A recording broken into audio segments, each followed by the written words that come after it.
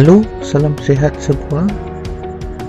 Kali ini kita akan membahas tentang algoritma dan pemrograman. Ini adalah merupakan materi dasar-dasar pemrograman bidang studi informatika untuk tingkat SMA sederajat. Bersama saya Tastra Jayakulo, kita akan membahasnya. Sebelum kita lebih jauh membahas tentang algoritma dan pemrograman, yuk kita tanya, apa sih pentingnya belajar algoritma dan pemrograman? Jawaban yang pertama adalah untuk meningkatkan kemampuan berpikir secara logis. Nah, kenapa? Karena orang yang membuat program atau seorang programmer itu harus membuat program itu dengan logika, dengan berpikir logika dan sistematis. Alasan kedua kita belajar algoritma pemrograman ini adalah untuk mengembangkan cara berpikir dengan sistematis. Ya, dengan terbiasa membuat program, maka diharapkan kamu dapat menerapkannya dalam kehidupan sehari-hari untuk menyelesaikan masalah secara logis dan sistematis. Ya, logis berarti yang masuk akal atau dengan logika, sementara sistematis terstruktur. Kemudian kita lanjut, apa itu algoritma?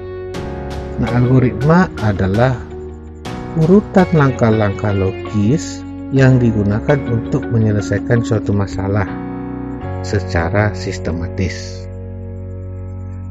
Jadi, dengan belajar algoritma, kamu diharapkan bisa menerapkannya dalam kehidupan sehari-hari untuk menyelesaikan masalah dengan logika yang teratur dan terstruktur, sehingga mendapatkan solusi terhadap masalah tersebut dengan tepat dan benar. Nah, menurut para ahli bahwa sistematis itu adalah suatu bentuk usaha untuk menguraikan serta merumuskan sesuatu hal dalam konteks hubungan yang logis serta teratur sehingga membentuk sistem secara menyeluruh, utuh dan terpadu yang mampu menjelaskan berbagai rangkaian sebab akibat yang terkait suatu objek tertentu. Kemudian di sana ada kata pemrograman. Apa sih pemrograman?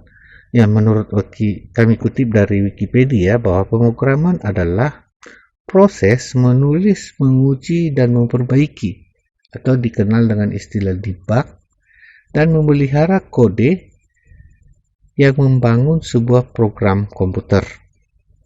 Nah, berarti ini berhubungan dengan kode-kode pemrograman atau kode-kode program berdasarkan bahasa pemrograman yang digunakan. Ada 3 bentuk dasar algoritma pemrograman. Yang pertama yaitu algoritma sekuensial,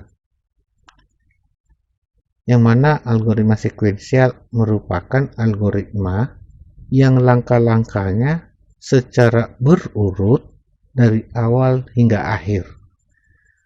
Jadi tidak melompat dan tidak berulang. Contohnya adalah memasak air. Nah, jadi diawali misalkan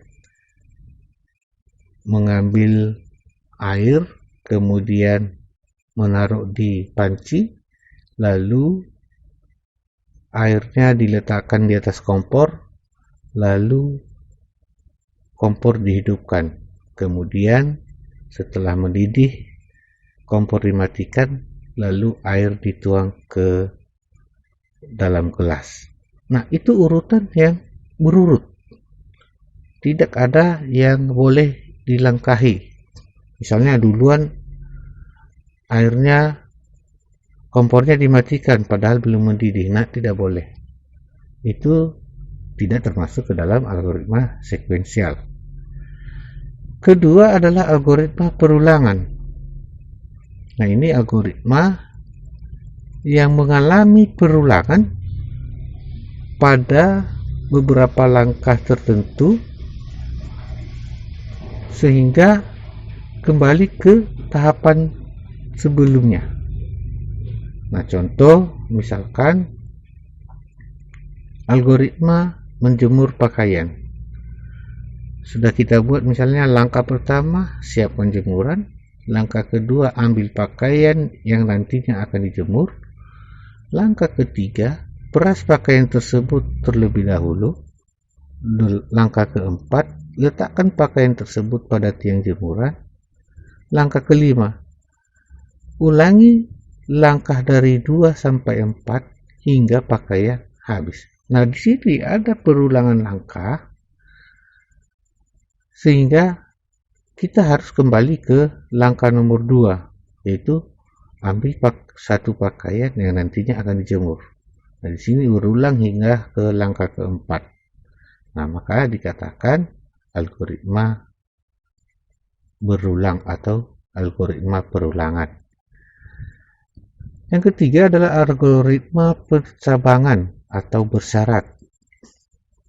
Nah, ini adalah algoritma yang digunakan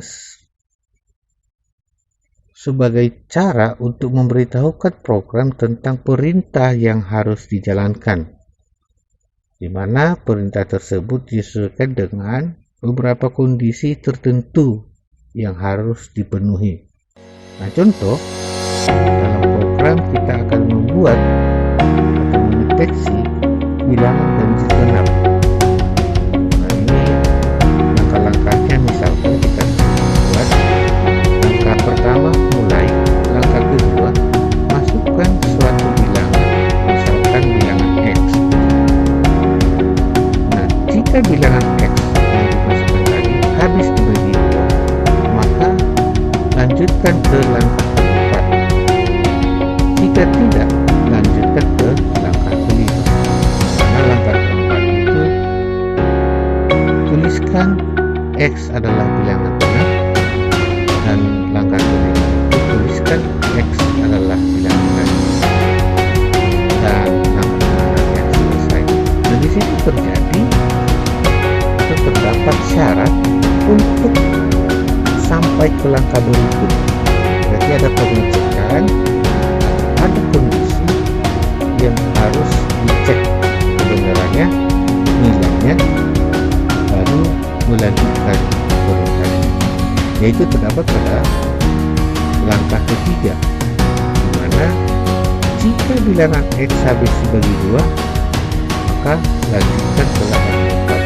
Jika tidak, lanjut atau melompat ke langkah kelima, yaitu untuk menuliskan X adalah bilangan ganjil, baru setelah itu selesai. Nah, demikianlah tiga dasar bentuk algoritma. Nah, sebelum kita membuat program, harus mengetahui notasi algoritma, di mana notasi algoritma adalah gambaran atau alur instruksi yang dilaksanakan oleh komputer. Jadi sebelum dibuat program, kita harus membuat notasinya, alur ceritanya, sehingga nanti ketika membuat program sudah ada patokan atau standar yang dapat menuntun kita untuk membuat program hingga akhir dan benar. Jadi ada 2 notasi algoritma, yaitu 1 bagan alir atau flowchart, dan yang kedua adalah PCI decode. Nah, kita akan membahasnya satu persatu. Pertama dulu flowchart. Flowchart adalah alur instruksi atau tahapan yang akan dilakukan dari suatu algoritma yang digambarkan dalam bentuk simbol. Dalam bentuk simbol-simbol. Nah, simbol-simbol itu saya ada lampirkan dalam modul, nanti bisa di-download di alamat link di bawah ini.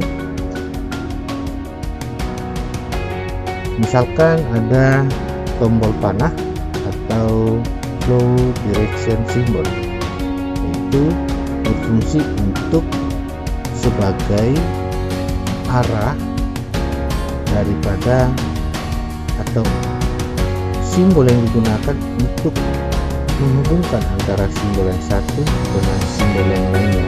Jadi sebagai penunjuk arah untuk menghubungkan langkah yang satu atau langkah yang satu ke langkah yang lain. Kemudian ada simbol terminator, yaitu biasa digunakan untuk simbol awal dan akhir. Nah, demikian selanjutnya nanti dapat kamu lihat pada modul yang telah saya berikan. Nah, di sini saya ada sebuah contoh flowchart untuk menentukan bilangan ganjil atau genap. Nah, bagaimana caranya adalah, nah, pertama kita berarti langkah pertama harus kita tulis yaitu mulai. Berarti kita start mulai, kemudian masukkan bilangan. Misalkan si pengguna komputer akan memasukkan sebuah bilangan, lalu diproses, dibaca bilangan itu, maka kita membutuhkan sebuah kondisi, yaitu jika bilangan habis dibagi dua, maka tulis hasil sama dengan genap. Jika tidak, tulis hasil sama dengan ganjil. Ya, sekali lagi saya ulang. Jika bilangan yang masuk tadi habis dibagi dua, maka arahnya hasil menjadi genap. Jika tidak, hasil adalah ganjil. Kemudian cetak hasil dan selesai. Nah, itulah contoh flowchart untuk menentukan bilangan genap dan ganjil. Nah, selanjutnya CI Docker adalah menggambarkan instruksi pada algoritma tanpa perlu dieksekusi oleh komputer. CI Docker juga yaitu terdiri dari bagian judul program, kemudian ada deklarasi dan algoritma. Jadi ini juga hanya sebagai patokan, artinya tidak bisa dieksekusi oleh komputer, tetapi hanya sebagai patokan bagi seorang programmer, sebagai istilahnya untuk patokan standarisasi untuk membuat program. Nah, ini contoh CI Docker, yaitu menentukan bilangan ganjil genap. Kita ambil dari yang tadi itu flowchart. Nah, pertama tadi sesuai dengan aturannya ada 3 bagian, yaitu pertama program, maka kita tulis nama programnya, yaitu menentukan bilangan ganjil genap. Kemudian ada bagian deklarasi, yaitu pendeklarasian variabel yang digunakan. Lalu ada algoritma. Nah, di algoritma itu ada input bilangan, kemudian hasil sama dengan bilangan yang habis dibagi 2. Lalu jika hasil tidak sama dengan 0, maka bilangan ganjil. Selain itu adalah bilangan genap. Maka sesudah itu tulis bilangan yang ada di bilangan, sehingga kita dapat mengetahui bilangan ganjil atau genap yang telah dimasukkan. Nah, selanjutnya untuk kamu dapat, setelah saya buat contoh flowchart dan contoh visual code, nah tugas kamu adalah buatlah flowchart untuk menghitung 2 lingkaran. Demikian juga buatlah visual code-nya dari soal nomor 1 tadi. Demikian untuk kali ini, silakan buatkan tugas tersebut, saya tunggu.